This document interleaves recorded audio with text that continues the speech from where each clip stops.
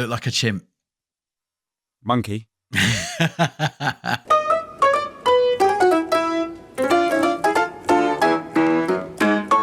Welcome to another episode of Mildly Informed with me, Richie Firth, him, Chris Skinner, our sole aim to mildly inform you about the weeks that we have and lived. I'm going to start again. What a load of shit. Oh, we're definitely keeping this in. There's no way we can not keep about the weeks we have in. Oh, well, that's the beginning and it promises to get not a lot better. Chris, how are you? Rich, I'm exhausted. Mate, I don't think I was. I'm waving a red flag right now for this episode.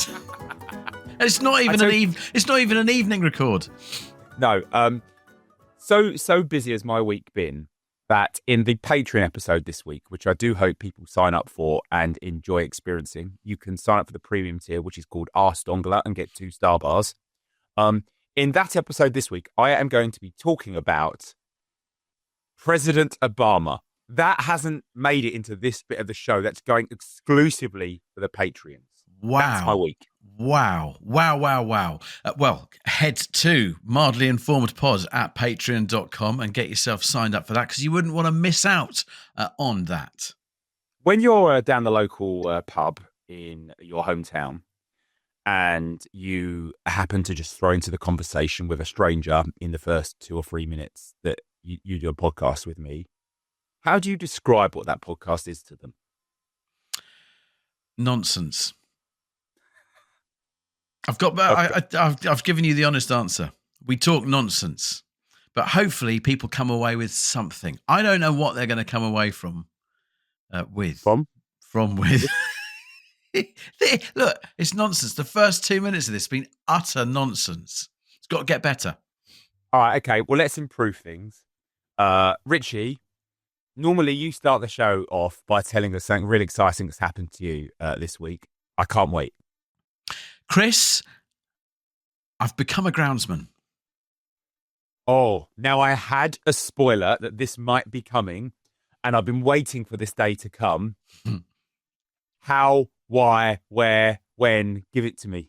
I don't think I've ever hidden my love for my back garden, my lawn, and spending time on it to make my just little residential patch of grass look like, depending on what time of year it is, a cricket outfield, a football pitch, a fairway of a golf course. That's what I like to try and do. But when it comes down to it, it's just 70 square metres of lawn in Hertfordshire. At the weekends, I look after my son's under-8s football team, and I enjoy it. Get a lot of it's really rewarding watching the boys get better at their game, at their football, and the enjoyment they get playing together. The club has just merged with another club locally, and as a result of that merger, we have taken on extra playing fields. And we have also taken on the equipment of the old club to maintain said playing fields. Now, if you know your dimensions of football pitches, let me give you an idea of the space. This space takes in 2 full-size football pitches. It also takes in another 2 7x7 football pitches.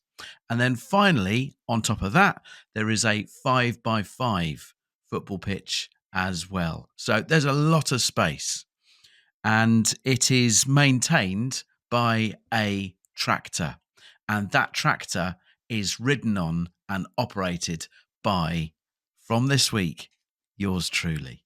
That's how it's come about. And Chris, I cannot tell you how happy my mornings have been when I've been riding on that tractor. Rich, have you ever driven a tractor before? No. So this week, not only have you become a groundsman, and I have plenty of questions about that, but you've actually driven or about to drive a tractor for the first time? I've driven it twice. Monday morning, 2.5 hours of mowing. Wednesday morning, a further 2 hours of mowing. Did someone show you how to drive a tractor? The week before last, the previous groundsman gave us like a 2 hour run through. That's it. And how was the handover process? Pretty thorough, but Yeah. I've not seen him since. Yes. And after 2 mornings of operating said tractor, it appears to still be working. And you have to put petrol in it? Diesel. Diesel. And do you drive the tractor to the petrol garage, or do you have to go and get diesel from somewhere else? Big jerry cans, because the tractor is not registered to go on the road.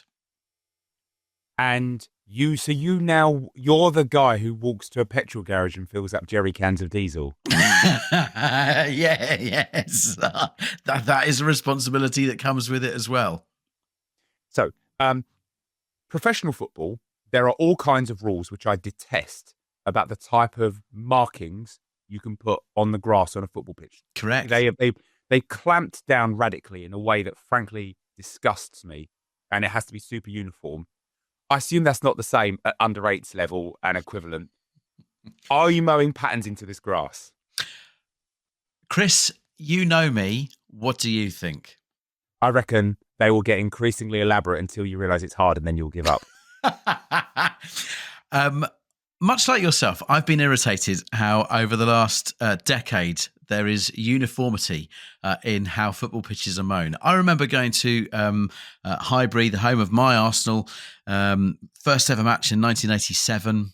That kind of era, like depending on what game you turned up to, depending on what mood the groundsman was in, depended on what it looked like. It might be tight little thin lines and checks, might be wider lines and checks. My favourite was circular lines from going out of the centre circle. Sometimes it would look like tartan, and there was diagonals as well.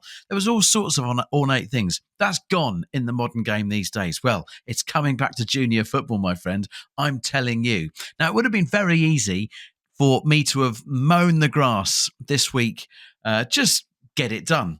But no, that's not how I want to do it. So I've been doing thick stripes, which means going down, then doing a big loop, coming back, and then basically sort of like filling in as you go along. And I've been matching up these stripes with halfway lines, with penalty areas, with all sorts. So it looks completely symmetrical. I'm going to share some pictures that I've taken so that if you're watching this on our YouTube feed, you'll be able to see what my handiwork has looked like. I'm so proud of it, Chris, and I'm only going to get better. Right. So right now, whilst, maybe I've already started doing this in post-production, you will see all these pictures of what Richie's doing now. 100% come to the YouTube and see this. I need to see how good this is. I've been trying to work out what it is, though, because I'm going to give this a 5-star review. The life of a groundsman riding on tractors. I've been trying to work out what is it that is giving me this enjoyment, though. Is it the ride on? Everyone loves to go for a ride. I think, any gentleman to go for a ride of any sort, it makes you happy. So is it the ride on element of mowing the lawn? It's not a lawn, is it? It's a pitch. It's a ground. Is it that? Is it the smell of cut grass for 2.5 hours? Is it that? Or is it the stripes and that feeling of visually looking at it thinking, this looks like a piece of art. I've done a good job. I don't know what it is, but all I can tell you, for being serious for 1 second, is Monday and Wednesday morning this week, by the time it's got to lunchtime, and I've spent 2.5 hours on that tractor, cutting those pitches out in the sunshine, in the fresh air, with the blue sky, whatever it is, I have got to midday on both of those days, and my head has felt so clear, and I've just felt more set up for the rest of the day than I have felt in a long, long time. It's amazing. Everyone needs to go out and get a tractor. That is what is going to help the mental health of the UK. Can I come and help someday? Absolutely, you can. Absolutely, you can. Couple of questions. It's a long, like you said, couple of hours out there. Do you have a flask of tea? As it gets more into the autumn, I'm definitely going to have to take a flask with me. I haven't the previous days. I've just taken water with me, but there's little receptacles in the side of the tractor for putting flasks in. It's got to be done. And have you bought an Umbro jumper to do it in, or do you wear something else? I've definitely gone down in wellies. So Yeah. I've looked right in that, but I think the rest of my attire needs to get a little bit more ground staffy because I've been in jeans and just sort of like a Can't do it in relatively jeans. smart job. No, No. I know it doesn't look right. So I've got to get me groundsman's kit because obviously there's going to be other tasks as well to do. There's going to be line painting and all that kind of stuff. That's a messy job. So you can't be getting your jeans with white paint all over them. I've got so many questions to ask about this, but I'm conscious that the show will just run for 40 minutes on this single subject.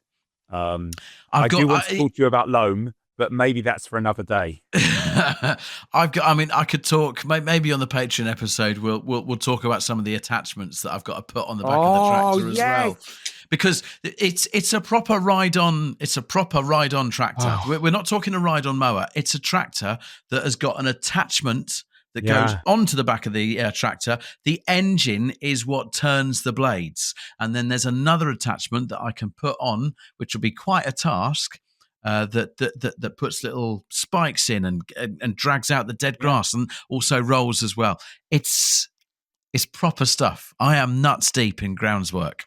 I didn't need to hear that. It sort of ruined it for me, but I'm still very interested. 5-star review, Chris. Go get yourself a tractor. It's brilliant. Let's move away from agriculture. Chris, how's your week been? As I implied at the top, it's been really, really busy. And one of the biggest things I'm going to talk about in the Patreon episode. But first of all, I want to talk about, actually, both the things I'm going to be talking about today are supermarket related. And I'm going to let you choose which is the first one that we cover. Do you want me spending the next 5 minutes talking about one of the most pointless things you've ever heard? Or do you want me to talk about the future? Please, can we spend 5 minutes talking about the most pointless thing I've ever heard? What is it with the absolute state of tinned tuna right now? It's a disgrace. I consume a lot of tinned tuna. What's your problem with tinned tuna right now? Mate. The game has gone. They don't know what they're doing. We have reached some kind of collapse in the tuna world order where no single manufacturer can deliver it in the way we need. Traditionally, certainly for most of my adulthood, tuna has been bought by the single round can or a stack in plastic of maybe 4 round cans. Agreed. Consistent shape and size, whether it's supermarket owned or John West or whoever. That helps when you are storing things in the cupboard. It is just a way that I can compute I have tuna in my life. The last 6 months, it's all fallen apart. Now, don't get me wrong, I'm sure it comes for very good reasons, largely environmental, to cut down on the plastics. But the industry has splintered. Like Terry Tuna and Barry Tuna need to phone each other up and go, how are we going to do this, lads? What's the system? Because the system has fallen apart. I know you look confused. I'm going to elaborate here. So some companies are still doing the traditional 4-tin stack. Some have now got a different shaped, still round, but a slightly different shaped can kind of glued on top of each other. So the can shape, and it doesn't fit as well on the old tins. And then other businesses have gone for a flat, square package where you just have to, you can't store that in the cupboards. You've got to rip them out and then you just got to stack them up as you did. And if, like us, you don't have brand loyalty, you just buy whatever's on offer at the time. We've got 3 different types of tinned tuna in our cupboard at the moment. All different shapes and sizes, all just frankly ruining my view every time I walk and look in the cupboard. Pissing me off. I just want a consistent way that brands stack their tuna when they sell you multi-packs. And until they do that, I might be out. You had a beef with Terry Tuna and Barry Tuna. Surely your beef should be with John West. I mean, John West has answers to give here. John West, yeah. You could be the worst person in Britain with the surname West the way this is going. We need to sort this out. And that is a very heavily fought for title. Are we not talking here about shrinkflation? Is that what's going on? Is that why the size of the tuna tins have been changing? Because I've noticed that. I'm a big believer like yourself in the 4-stack or just buying a single can, but they're all uniformed. My big beef has been previously with whether the tuna is in brine, in sunflower oil or spring water. I don't really think that when it comes down to making jacket potato in the end of it, it makes a great deal of difference. But I've noticed, like yourself, the change in sizes, the change in stacking, and I have to salute you for being the whistleblower on this. I noticed it, but I've not broken forward on it like you have, and I respect you for calling it to our attention. If you, the British public, are not happy with the stacking of your tuna tins, with what Tesco, with what Marks and Spencer, with what Sainsbury, with what John West are delivering you, get in the streets. This is a national disgrace. We need better tuna tins in our cupboards. If you would like to join the rally, if you have comments on the state of tinned tuna in 2025 in the UK, I'm going to paint a roundabout. At least it's circular. You can leave your comments. If you're watching on our YouTube channel, you can find us on our socials at Producer Chris or at Richie Firth, or you can email us mildlyinformedpod@gmail.com. The world of tinned tuna is on fire. We're going to take a break and see if things have calmed down shortly. Disgusted. What a start to this week's episode it's been. Chris, do you feel calm enough to move on? I feel actually angrier, but with that comes the need to move on. Well, then I think you need to have a laugh. I'd love a laugh. Rich, how are you going to give me a laugh? Can we talk about the old-fashioned prank? I love a fantastic prank. Now, a good prank is a prank that makes the rest of the people laugh. The victim of the prank is made to look a fool, but then life goes on. No one's hurt. No one's injured. No one has to clean up because they've been gunged or anything afterwards. It's just a good prank. Would you agree that's a fair definition of a good prank? Yeah, I think it's very hard to achieve, though. But yeah, like I think as long as the victim is not humiliated, great. I think sometimes the victim can be humiliated. Okay. Depends who the victim is then, maybe. Well, this week, the world witnessed one of the greatest pranks in quite some time. It might be bold of me to call this out as a prank because it hasn't universally been labelled so, but I believe that to be what was going on. And this prank happened at the United Nations in New York when President Donald J. Trump turned up for their General Assembly. And when he was walking into the building, a building that he's not a great fan of, because it turns out the United Nations turned down the option of the Trump Corporation to refurbish the building back in the day and got someone else to do the job. So for all sorts of reasons, Donald J. Trump isn't a fan of the United Nations.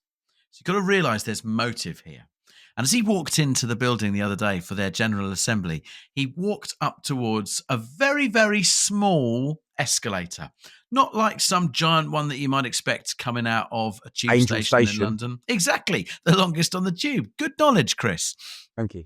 It was just a very average kind of like supermarket escalator. South Kensington. Yeah, fair enough. And he walked on, and he must have been on the escalator for about 2 or 3 seconds, and it stopped. It stopped.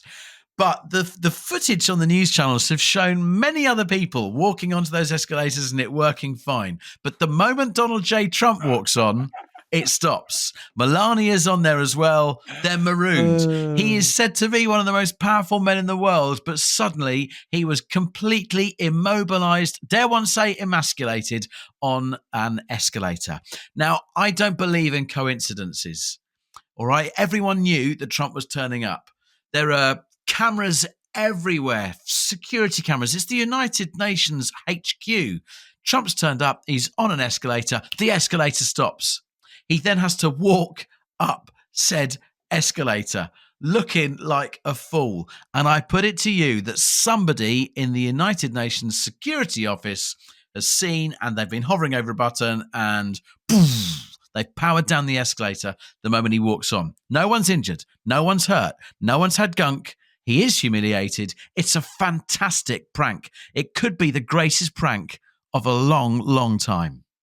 I think the point you make about that, about it being a good prank, is really important. You know, I said, like, who's being pranked? If you're punching up, it works. So, like, it's the most powerful man in the world. So if you're pranking that, like, if it was Donald Trump doing that to an orphan, yes, it's not funny. It's not funny. I don't know why I'm laughing, but I could see him doing it to an orphan. He's that kind of man. Yes, exactly. And then he might find it funny, but those who aren't sociopaths wouldn't. No. And so it also highlights, and again, look, he's a man who I don't necessarily believe has the cognitive skills to successfully navigate stairs these days. So it must have been quite hard for him. But I will say one thing in his defense.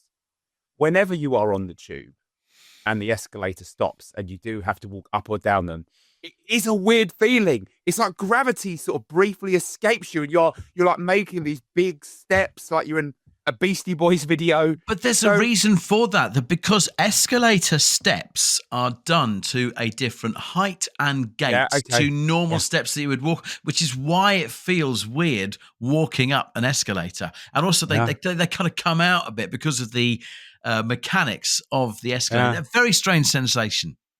He has weird bone spurs as well, the poor man. So it must have been so hard for him to do that. It's a quick one, this, Chris. But I love it. It's another 5-star review for a fantastic prank carried out on a man who deserved it. Yeah. Look, as far as I'm concerned, every public building he ever walks into from now on that has escalators, lifts, paternosters, like the door is open now. I mean, one more aside, you probably would have noticed that the teleprompter for his speech also broke as well. So whoever was in that security office was having one hell of a morning. Love it. I love it. Chris, we've covered tuna. I know we're going to cover another president later on. What else has caught your eye this week? Tuna and another president. Right. Okay. In my head there, when you said that, I thought you were accusing Donald Trump of being called Donald Tuna. That just shows, like I said at the start of this, I'm a very tired boy today. Rich, we are recording this on Friday, the 26th of September. Mm-hmm. It's just 3 months to Boxing Day. Yeah. And I got an email this week from my supermarket saying they are now open for your Christmas delivery slot. Oh, Christmas has arrived. Christmas is here. And I have booked my Christmas shop for the 22nd of December. Christmas is here, baby.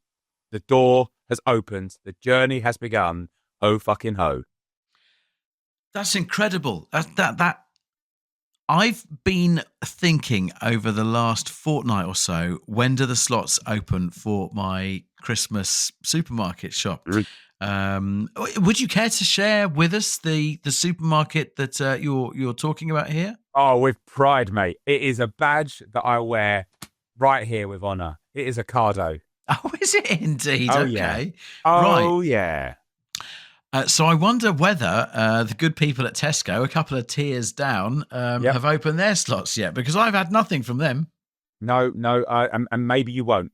Maybe it's every man for himself. That's why I've gone to Ocado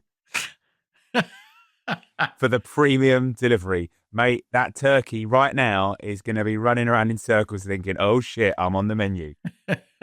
Are you hosting then this year for Christmas? I am frustratingly not, but we are not on Christmas Day, but we obviously will be having people coming over at various points, and we will be going places and be expected to bring dishes. Plus, it being Christmas, we need copious amounts of food and alcohol in every day. You know, it's got to be pudding for breakfast, chocolate for lunch, and treats for dinner, isn't it? So, so we're lining absolutely everything up for an absolute gutbuster of a week or two, and so therefore you need a big shop, a big shop. Now, I have to say, I do not get into the spirit of Christmas until December the 1st. Generally, I like all that whole. Oh, look, like the Christmas channel has started and we've got our decorations up in the middle of November. I've got no time for that. But I have got time for logistics and planning. And so, like, there are some people who get ready for Christmas, by sticking their decorations up 6 weeks early. And that is fine.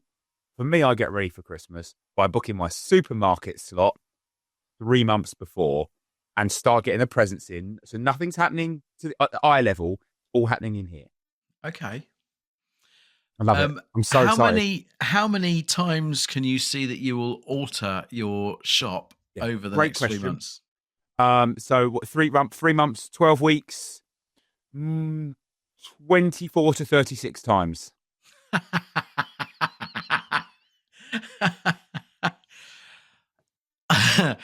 I want to invite myself round at Christmas because the amount of time that is been time and thought that's been put into this, it's going to be epic. It is. And I guess an invite could come to a man who for Christmas buys me a ride on a tractor. Okay. Good to know. To know. Yeah. We also got to swap that Tupperware back again from those raspberries.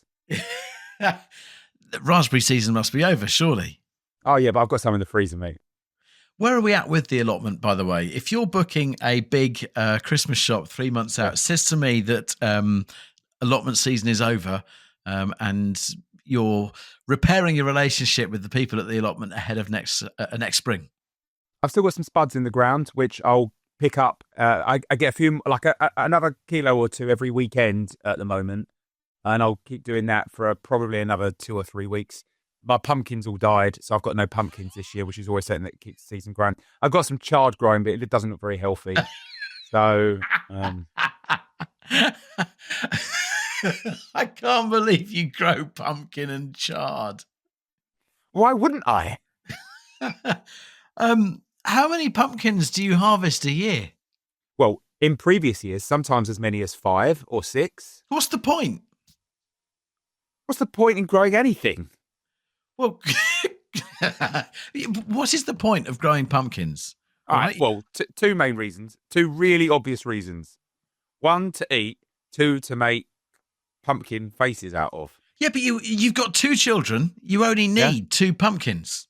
So you're saying you got 5. So what are you doing with the other 3 pumpkins? You flogging them at the school gate? Me and Laura both do one as well. Okay. That's so 4. you are solely growing your own pumpkins for Halloween.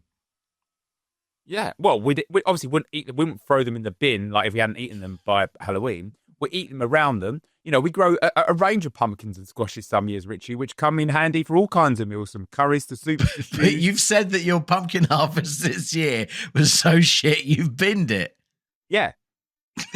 I was talking generally about other years. This year, I have to go to the shops. I mean, this year we might go to one of those farms and get a wheelbarrow. Have you got a picture that you can share on the YouTube channel of how bad your pumpkin looks? Well, no, because there's nothing to see. There's literally nothing to see. It's just like dead plants. I don't know why I'm finding this so funny. We just started talking about your ricotta Christmas order, and I'm just now laughing about how shit your pumpkin.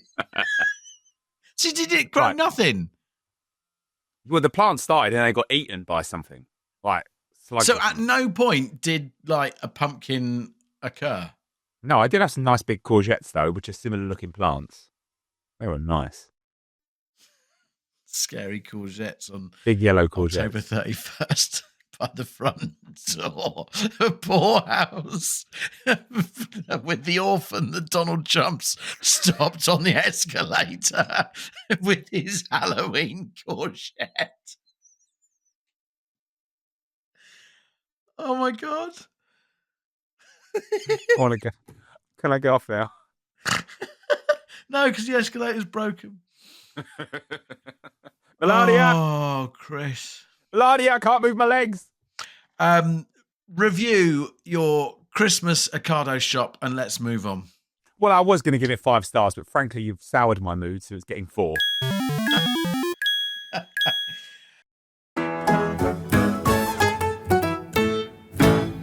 Oh, Christopher. Tell me one more thing about your week so we can get off this bloody show and I'm going to talk about Obama on the Patreons. I went to the supermarket this morning and Asda FM has put me in an amazing mood today. Asda FM should be available outside of supermarkets. Now, I work in radio. I work for a fine radio station, Absolute Radio. I work for a company that owns many other fine radio stations. But I don't mind talking about how great Asda FM is because at the moment, it's not a threat to any of the company that I work for because you can't hear it outside of a supermarket. But if you're in Asda FM is such a treat. I bloody love it. They were playing a song this morning that I hadn't heard for a long time. In fact, I wasn't quick enough to get my Shazam out to remind myself of what it was called. But it was that song that goes, and Mama used to say, take your time, young man. And Mama used to say, live your life, young man. And Mama used to say, who sung that? What was it? But it's an amazing song. Asda FM were playing it. Junior. That's it. That's it. What a song. Another one they were playing, Bruce Hornsby and the Range, The Way It Is. Oh, it's one of the great songs of all time. And then the lady on, I think it was called The Partner Employee Breakfast Show or something or other. Not exactly a catchy name, but they were doing just great classic features of On This Day in History. And they were like, it's September the 26th. Let's go back to On This Day in History in 1115. And it was the day that Francis Chichester arrived in Plymouth after circumnavigating the world. I'm loving all this. I'm just gutted that I can't listen to Asda FM out of the supermarket. So I've just looked to see if you could. Asda Radio, they call themselves, not Asda FM. Oh, do they? Right. Okay. You were listening this morning. Yep. So I'm guessing you were on the Monday to Friday, 8 a.m. to midday show. Yes. With Matilda Newthorpe. She's good. Yeah, she. Do you want me to tell you about Matilda? Do. I'm Matilda. I'm your Asda Radio breakfast show presenter. I'm a mum to a toddler, so I'm always on the move. And I love live music at gigs and festivals. I also love to chill with my family, though I'm a keen cook. My show is packed full of little gems and topical news stories to make you smile in the morning. It's great. She was doing dedications for people in various Asdas across the UK. Oh, well. How do I get to work for Asda Radio? We've got to see if we can find you a guest slot on Matilda's show, where she can be giving her nice little facts about Chichester in 1115, and then you can walk on and start talking about mowing the lawn. Yeah, I can come and join you and talk about tin tuna. I've noticed that this is getting a little bit radio industry here. Matilda's links are very tight. They never last longer than one aisle. I'll never be in a second aisle and Matilda's still talking. She's very good. I like the idea of talking about the duration of something in terms of aisles. Like that's a unit of time. But they have to. Surely they have to. I like the idea of the program director saying that. Come on, Matilda. It might be a long aisle. It might have three tiers. You've got to get out of that link by the end of it. When we get to the John West tuna, yeah, I need to hear Junior. Asda Radio is brilliant. Change your supermarket shopping to go to Asda just to listen to Asda Radio. No other supermarket does it like Asda do. What did you buy in Asda today? Today I bought some penguins. I bought some eggs. Yeah. And I bought some coffee beans. It was an after-school drop-off shop. Is there a recipe that uses all three of those ingredients? There's a can't cook, won't cook for you. Coffee beans. There's got to be some kind of pudding, like a penguin tiramisu. Oh my God! Wow. I reckon there could be. If you are gifted in the kitchen and you have some kind of concoction you'd like to put together with only ingredients being coffee beans, penguins, and eggs, mildlyinformedpod@gmail.com, or leave your comments in the YouTube channel or on our socials at Producer Chris, at Richie Firth. I think limiting to only those 3 ingredients is pretty harsh, but using all 3 at the same time, definitely Okay. doable. I will widen things and say you can put in one extra ingredient. Oh, Rich, I'm what not a week talking it's been anymore. What a week it's been, but there is more to come if you are an Arse Dongler. There's more to come if you're any other levels of our Patriots on Patreon. Mildly Informed Pod at patreon.com. Chris is going to talk about President Barack Obama, a president that wouldn't get stopped on escalators. That's to come with the Patreons. We'll see you over there. If not, we'll see you next week, wherever you get your podcasts from. But now we're off to Patreon.